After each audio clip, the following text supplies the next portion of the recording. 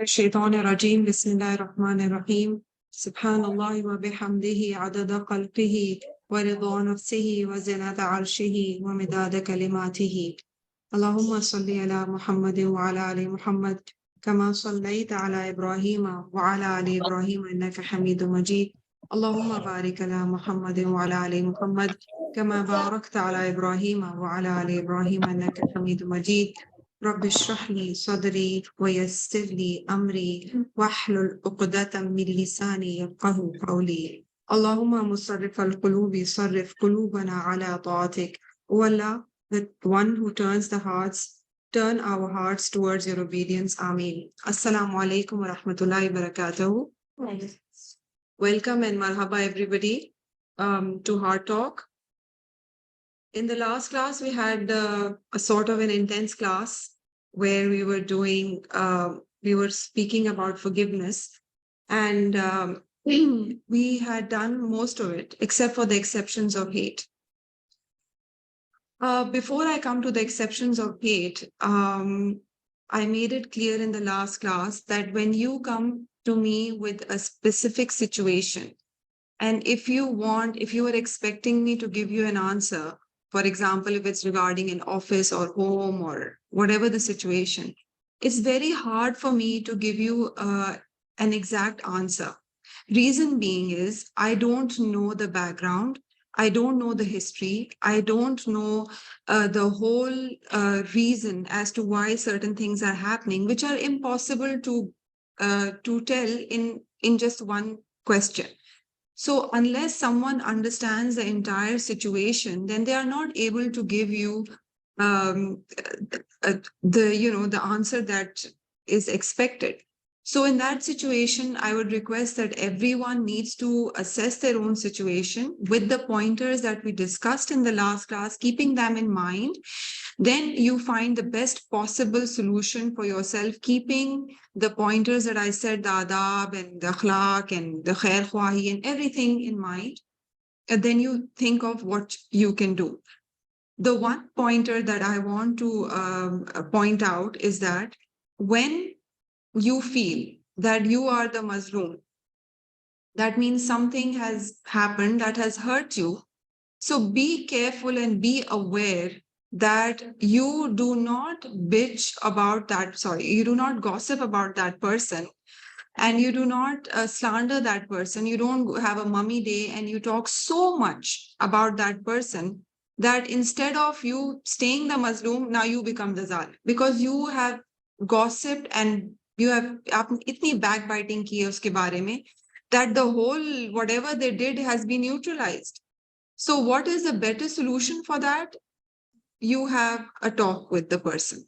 It is better to sit them down, to sandwich it between two compliments that, whatever it is, and you talk to them about it. It is a better way than to end up with all that hurt, with all that hate, with all that rancor that is going to constantly build up in you. And most of us don't do that. We find other solutions. If someone has hurt us, is somebody connected on Zoom, please? We would go to a third person and then we would complain. And we would keep complaining to everybody around us except for the person who has hurt us. So maybe you can see that situation on how you can get yourself out of that situation. If it's a constant recurring situation, especially, right? So talking about the exceptions of hate, someone asked in the last class, what about, I think it was online, what about hating political leaders? Now, hating corruption, hating injustice, evil, murder, haram, all the things that are, everything that is against our Sharia, then it is perfectly and actually commendable to hate it. Right? And the question is, why is it commendable to hate? Because you are hating for Allah. right? All these things, corruption, injustice, evil, disbelief, indecency, fuhush, all these things are considered bad, and it is commendable to hate them for the cause of Allah, for the pleasure of Allah subhanahu wa ta'ala. Just a little reminder is that we try and focus on the sin rather than the sinner, right? People then go to another extreme by just constantly backbiting and slandering the person. So stay away from this, because this is a dangerous path. So you can hate the sin, you can hate the corruption, you can hate the fact the sin the person did or committed instead of the person themselves. So you are hating the sin rather than the sinner. We do this sometimes with our friends, colleagues, and especially with young children. For example, if a child by mistake does something that is unacceptable, so what do we tell the child? You have done something very bad.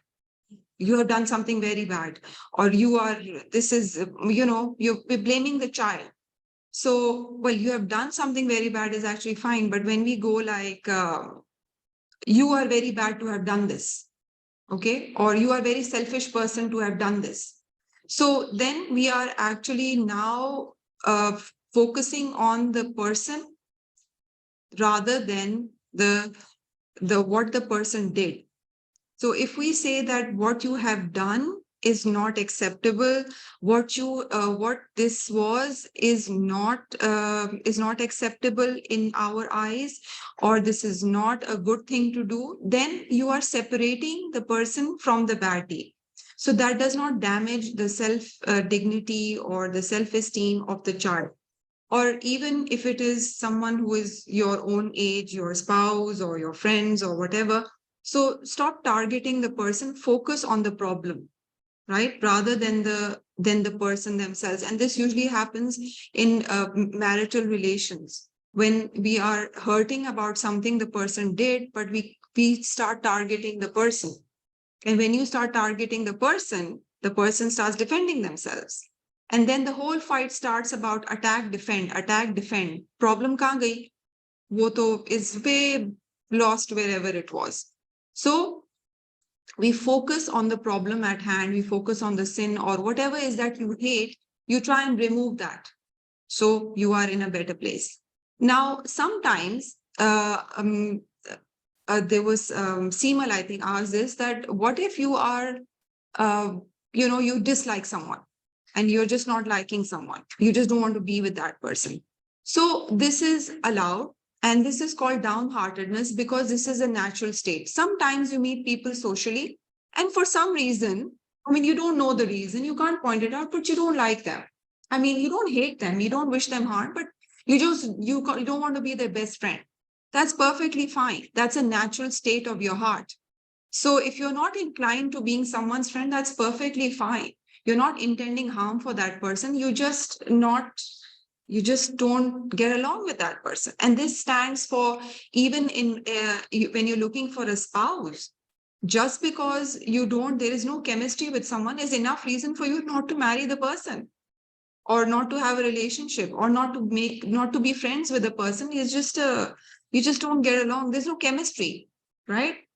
So there could be many other reasons, but the key is that you don't intend them harm, and you don't intend any desire to cause them any harm. Yes. Can we literally avoid that and then die? No, you cannot lie about it, and you can avoid them by not them hurting them or noticing them, or them not noticing, right? I mean, if you are in a, for example, let me give you an example. You enter socially somewhere and you see that person.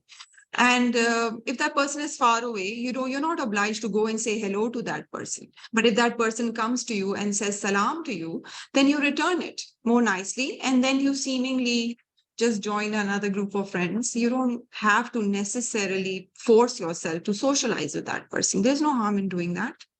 Why that was the first shot, and then when oh, I just so You don't have to lie about it. And I mean, you can find smarter ways without lying, maybe, or actually get busy read your Quran, start actually reading it and be like, I'm reading my Quran, I have a test, I have a homework. This hard talk teacher is so hard on us. I just have to do it. I'm sorry. I just know I don't have time for anything else. She totally consumes our time. So you can do that. I've actually blocked one person out of my Yeah, you can do that. Start studying more. network probably losing. Can't do that. Right. Yes. So, Why you say that you go to the person and you clear things up? What happens this becomes a habit of that person? Then how are you supposed to clean this situation? Urusa's question is that if you go and speak to the person, but if the person is habitual about it and constantly is doing the same thing, have you tried this? Then the next thing you do is the next step is distance. Remember? So when you distance, meaning that you don't you don't want them to get into Your private space. Yes, your private space. having family gathering. Then family commitments, family gatherings, you just distance yourself. You just hang out with people who are nice to you or, are pleasant to you. Yeah. You're the host, so I'm supposed to invite. But I don't know what the relationship is, and I don't know how what the circumstances are. And I don't know what the repercussions will be, because there are some, if it's a group of friends, if you don't invite a few, no one notices. But there are some relatives, if you don't invite them, then it's chaotic. So even if you're inviting them, then you see sometimes it's very subtle. You have to remember the word boundaries. Every person needs to have or set certain boundaries, whether you are in a workplace, whether you are at home with your in-laws, with your close friends, with your relatives. Everyone needs to be, you have to be very clear, and this is done from the first day actually. So everyone needs boundaries. So if anyone crosses that boundary, they should be made clear that it's not acceptable. Okay, and like we discussed how you are going to do that.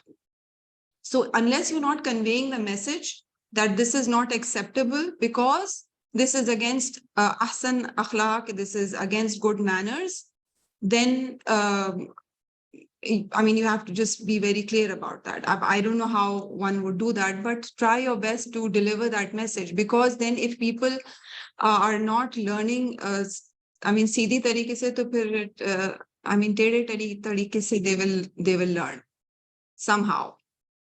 Train them. Little tweaking is required for some people, right? Are there examples from the Sunnah of verse distancing themselves from each other? Yes. There's also a hadith that you shouldn't not talk to fellow believers for more than 3 days. The era and the companions were the most challenged of all other people of the world that had to follow the Quran and had to follow it practically. And this we see in the Sirah. Imagine there is a man who is responsible for you to have lost your children or your spouse or your parents, Khalid bin Walid, who was the leader of the army. And because of that, they suffered great losses in Uhud. And imagine he is scot-free, actually leading the prayers, and you have to read prayers behind them, and you have to see them on a daily basis, daily interaction. How do you forgive such a person who is the reason for you having lost your family members? Bibi Aisha, at this incidence of if the people who slandered her, they were her own relatives. These were not people strangers. These were all people, friends in their circle who were slandering her. And then when everyone was forgiven, they had to move on, and they were constantly interacting with these people. Yeah, all right. That's what I'm saying. Are there any examples of actually distancing themselves? The Prophet Muhammad sallallahu alaihi wasallam distanced himself from Hind. Yeah. Because his favorite chacha, who was badly mutilated in the war, he told her that he did forgive her, but every time he saw her, he felt very uncomfortable. And it reminded him, and he couldn't help it. So he did distance himself from these people, right? He did, because he felt uncomfortable. Last time I mentioned Washi also. So he felt very uncomfortable in his heart. So if there are people who make you uncomfortable, and I discussed this in the last class also, you can go through the recordings again that give you anxiety, that give you stress, your heartbeat goes up. It's perfectly fine to distance yourself from them. And this does not mean cutting off ties. People usually confuse it. right? So you can very well say salam to someone socially and then actively distance yourself and not interact with them. You're not joking with them, you're not hanging out with them, you're not freely mingling them with them in your free time. You're just doing the absolute necessary. That's it. And they will know eventually. And if they have any self pride, they will also distance themselves and try to keep it very civil, right? What is your husband? The number one rule to a happy marriage is communication. Why is one communicate? Then there are many steps to that. And then it's not a healthy marriage, first of all. Then that means one needs a counselor, a third person. And in the Quran, they talk about it that if a woman fears that from her husband, that agar he does any nushuz, or if he is eras, that means lack of communication, then they can get a third party to do the islah between them, a party from the girl's family and the party from the boy's family. Or in these days, if you don't want to involve families, which is better, you can go to a marriage counselor. And through therapy and marriage counseling, one can overcome, because you see, sometimes marriage is very difficult. We can't talk about it because this is years and years and layers and layers and layers. So you really need professional help to unfold and to come on a basis of understanding. Then the situation is for the person to decide.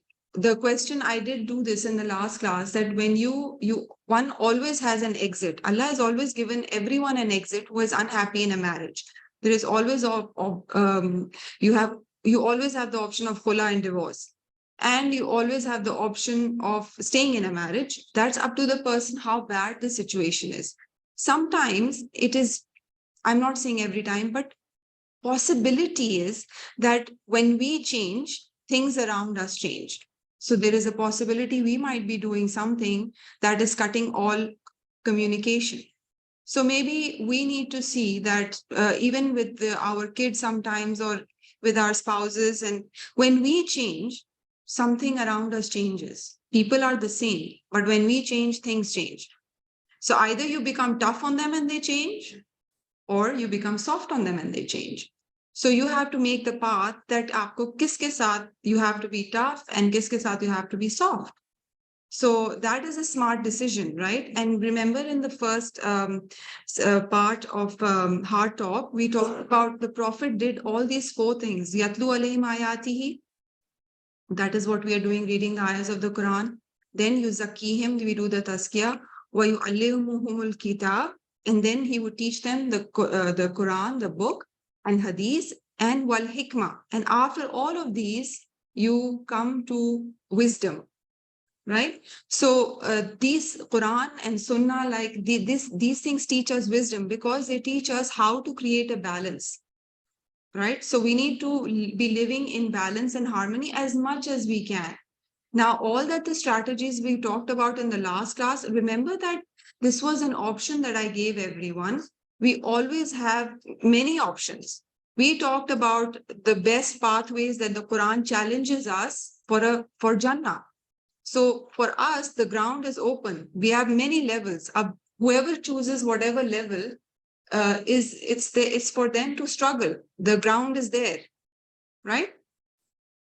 So are there any more questions? I just didn't want to rush this. And, so if there are any more questions, I'll be more than willing to help if I can. Yes. What if it's your parents that are the reason for your trauma, and yet you're supposed to do ihsan with them, but they're triggering you all the time? So I had to distance yourself, but also to give them their rights. Okay, in the next class, inshallah, I will be having a double class, because Sara Appa is, she will be out of town. So I'll be taking a double class, right? So in that class, if all of you agree, I will give you something that we do. It's called deep state repatterning.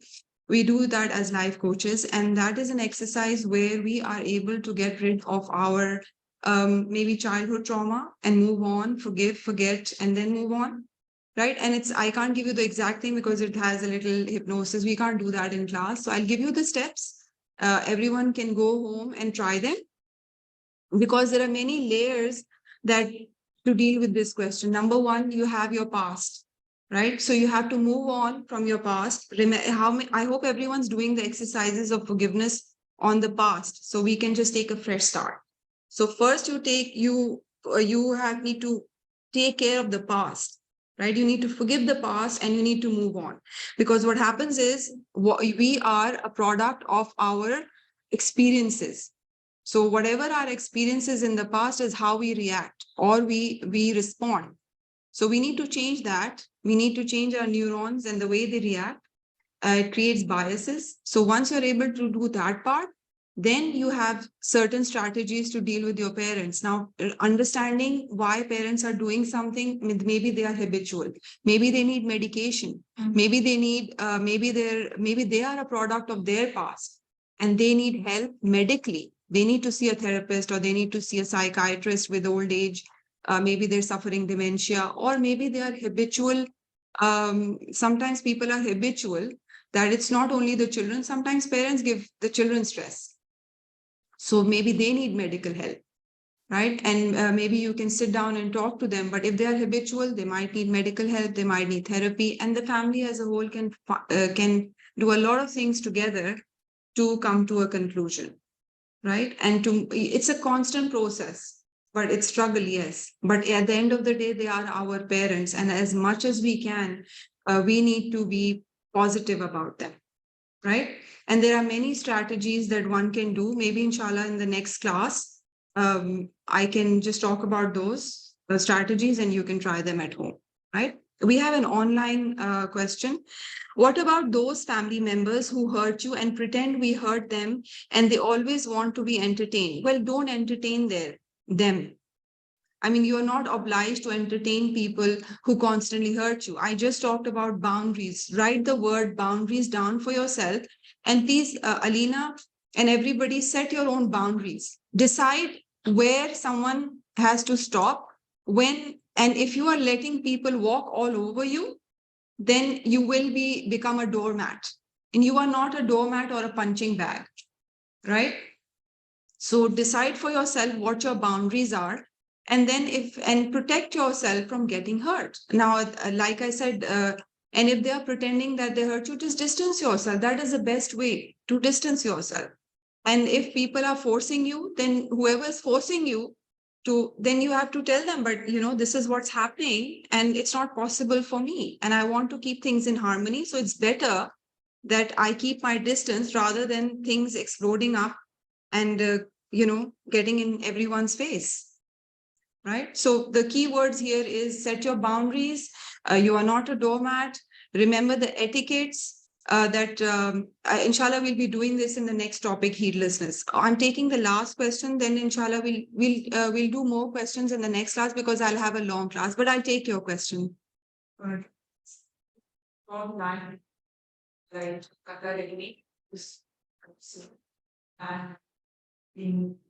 That's such a difficult question. I also struggle with it all the time. Because in your scared of Allah's like. Okay, what is Qataremi is that you have decided you will never see their face again.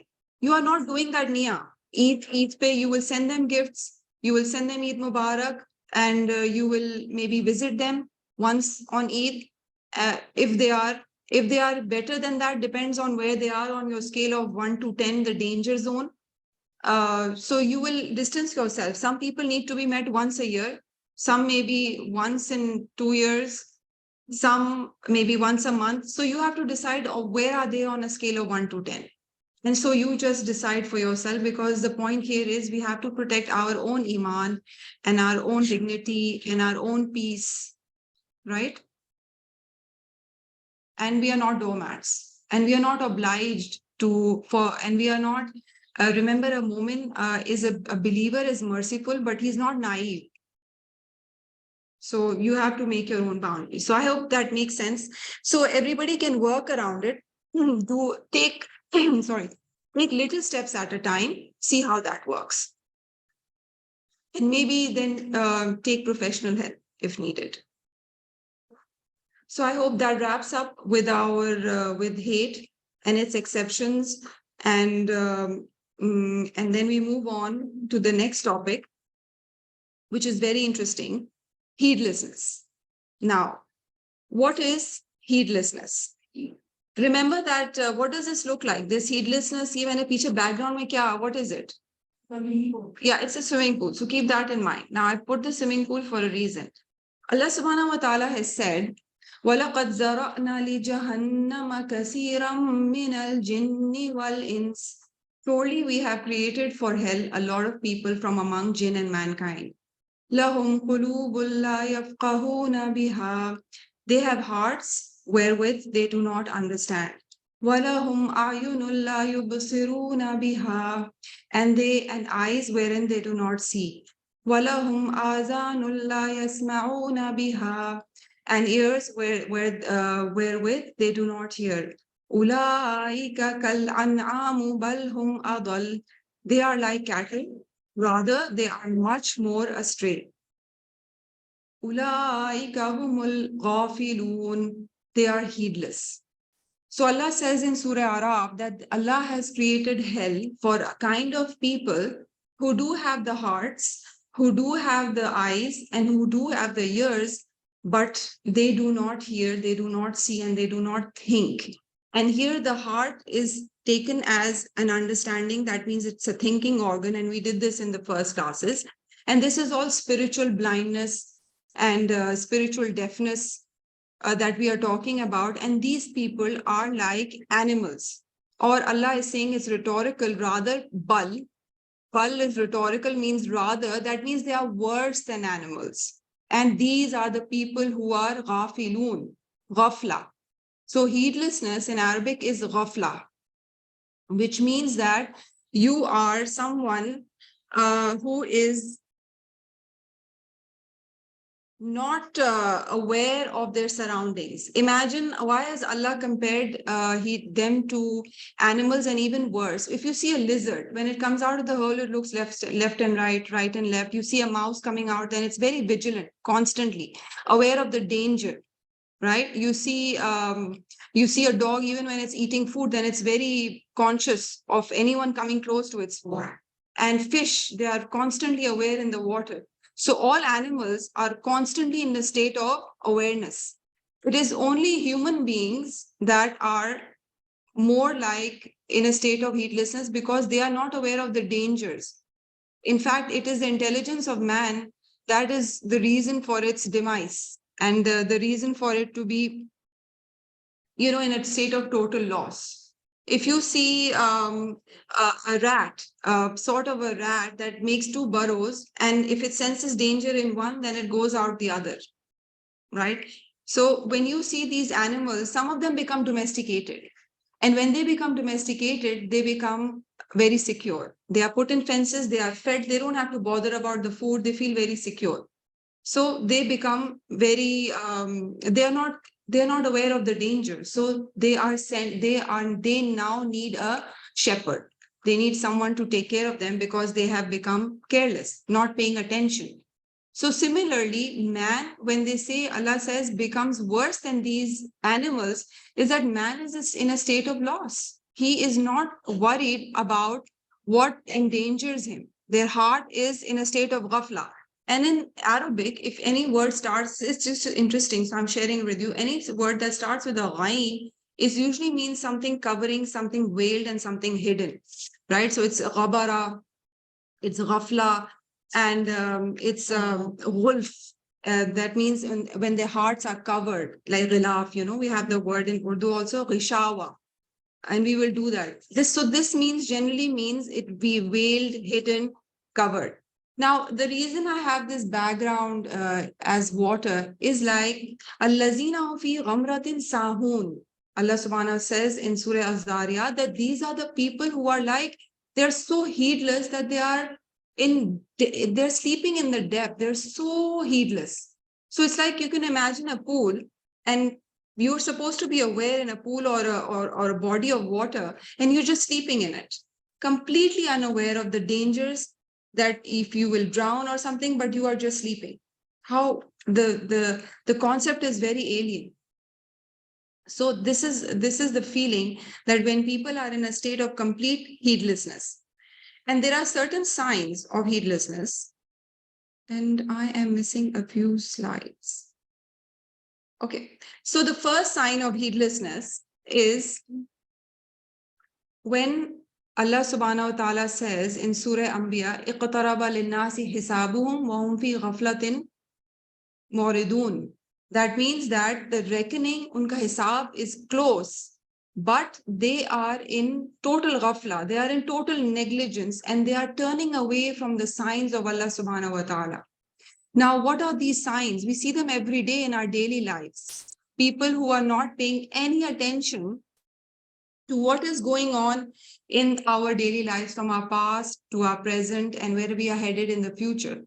Sometimes we see this universal signs. How many of us actually spend time thinking that the night becomes day and the day becomes night, and every day, واختلاف الليل والنهار, the turning of the day into the night and the night into the day, the seed that becomes a sapling and becomes a tree, right?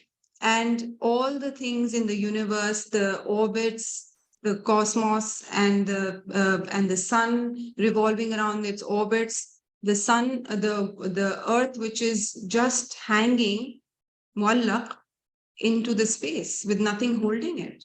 There are no the skies which have no pillars. So what are these signs? The reason is that we need to see who our creator is. There are many other things that we can learn, right?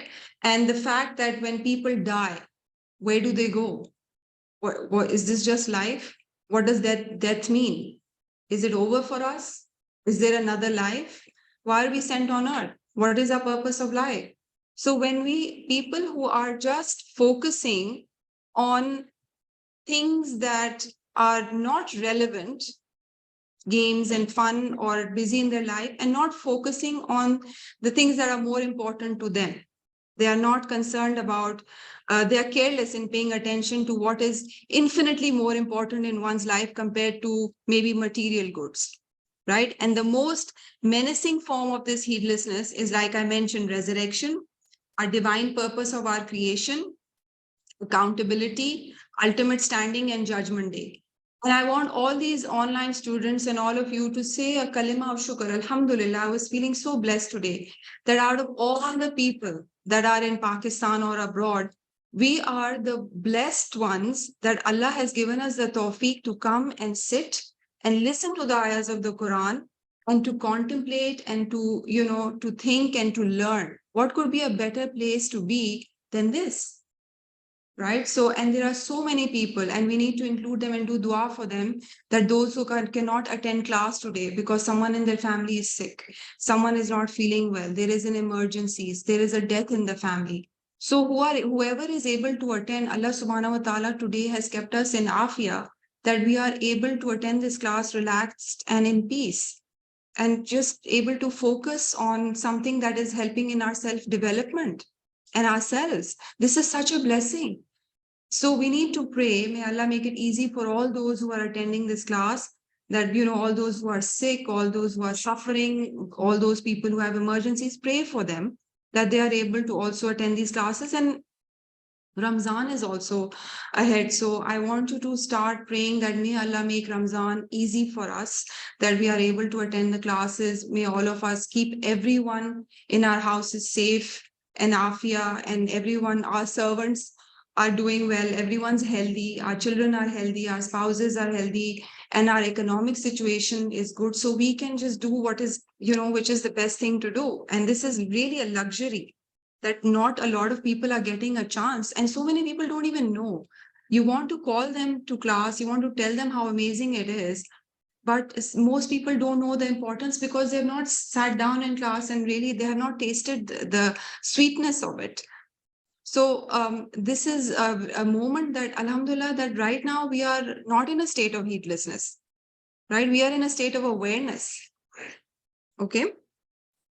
So as I was saying that this is and a mughaffal, like I was saying, a mughaffal is a person who is a simpleton, one who is diverted from the essential and consequential things. Essential means important. Consequential means why are we here? This choice that we have made today has a consequence. right? It will help us in dunya and it will help us in akhirah. So one who is diverted from the essential and the consequential and inclined towards what is temporary and ultimately pointless, right? So those who cannot attend class, not including those, but generally people who are mughaffal or not, maybe not attending classes, or they're not aware of the haqq of the Quran. They don't know the word of tajweed. They don't know what it means. They don't even know what tazkiyah is. If I tell people I take a class on tazkiyah, they're like, what's that? They don't know what the word means.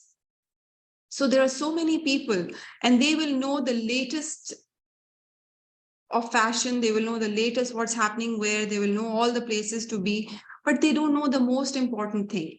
If you tell them ghafla, they're like, they don't know what that means. So may Allah protect us from being among the mughaffal. So this is a synopsis and just a little brief of what we just discussed right now. Is it clear, right? What it means, right? So, and it is a very strong Quranic idea in the Quran when we talk about ghafla. And inshallah, we will go through some ayahs and you will see. So these are some of the signs and symptoms that we will be doing. Number one, heedless of accountability. Then keeping bad company and not defending the truth. Keeping bad company, I want everyone to read Love of Dunya.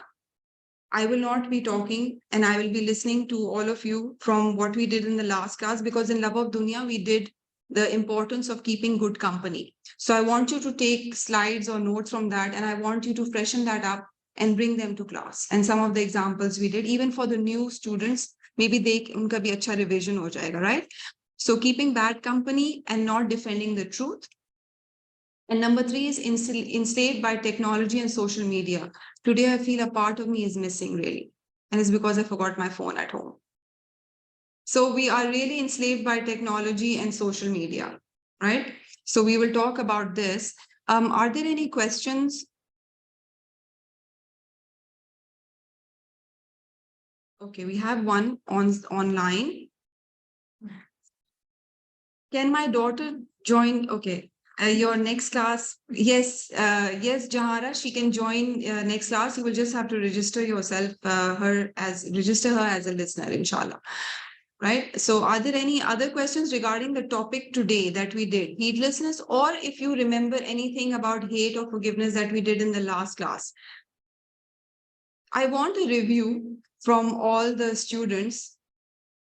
Maybe the on-site can just send me maybe in numbers out of 10, that how many of you have actually done the exercise on forgiveness and have achieved some level of, and are able to, do something about it. It could actually be not only forgiveness, it could be envy, or it could be hatred, it could be love of dunya, anger, ingratitude.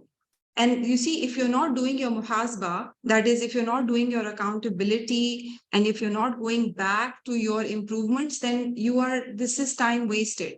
Because we are all in nisyan, we are all humans, we forget. Whatever I teach you, I actually don't remember what I said because I need my notes. So unless we do it practically, you need to go home and you need to think about it. Okay, in this topic, how much did it help me? What did I do practically? What incident if you remember any incident? So I want you to the online and the on-site. In the next class, I am going to take an informal feedback on how you are doing with your practices. And it's perfectly fine. If someone has not benefited at all, maybe we can discuss on why. Maybe they did not go home and think about it. Maybe there are certain other things that are stopping them, because this also happens. There might be other reasons that are stopping them from doing their own tazkiyah, because remember, this is a constant process. Madiha Siddiqui has a question. I approached someone I was always irritated by and apologized, and it helped me in moving on and not wasting my time on it. Alhamdulillah, Madiha, that is just the most amazing thing. But you went and you apologized. Well, if it worked for you, then that's just perfect. It's just better to move on with whatever is bothering you, clear your heart, and with trying not to hurt the other person, and that's just excellent, alhamdulillah. So with this, we will, inshallah, I will see you in the next class. سبحانك اللهم وبحمدك أشهد أن لا إله إلا أنت أستغفرك وأتوب إليك أستغفرك وأتوب إليك أستغفرك وأتوب إليك. السلام عليكم ورحمة الله وبركاته.